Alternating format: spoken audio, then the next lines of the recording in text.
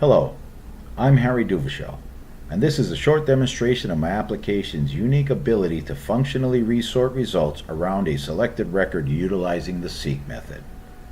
This keeps the selected record as the common denominator between the original page and the resorted page. Each sorting link executes a stored procedure that securely builds dynamic SQL queries that use parameters from the selected record to query the database and provide resorted results. Most sorting solutions, on the other hand, resort the entire data set and bind the resorted data to a grid view, list view, or whatever data-bound control you're using. The problem with this approach is the resorted page has nothing in common with the previous page, leaving the user without any common frame of reference on the new resorted page, rendering it basically useless. This lack of functionality is even more evident with larger data sets. Let's go to a typical grid view that has a large data set, and we'll see this in action. So let's say we're going to reorder this by the date, and let's say you're searching for August 15th. Now, you may want to see what Margaret Peacock's orders are. Now that you found her on the 15th, you want to review all of her orders. You would think that clicking on the last name, you could somehow look at all of Margaret's records or orders. But when you click on this index, it totally throws you into a whole different area.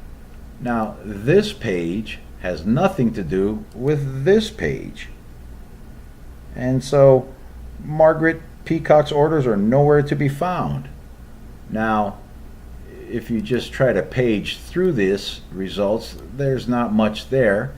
Now, if you use this scroll bar, you'd think that would help, but you're still just lost, and it takes you forever to finally locate where Margaret Peacock's records are.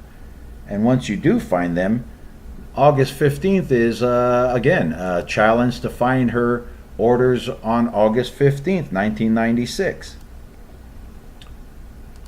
With my app, you can simply search the date index for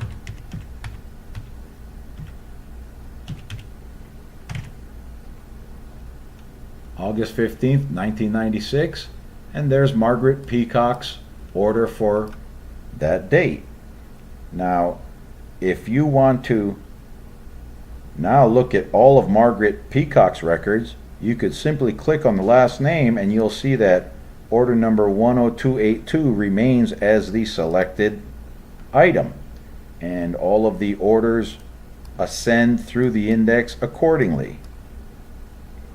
If you want to now resort it by the country Spain, and you click on country, you'll see 10282 remains there, and you are looking through all of the orders accordingly. It slowly goes up, all looking at the Spain records.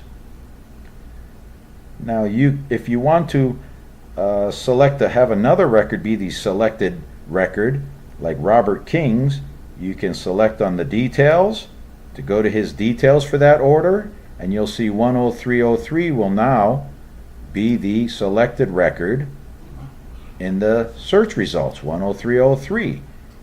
And you can see all of Robert King's orders accordingly. Thank you for watching this video. Please view our other videos on the intro page, and have a nice day.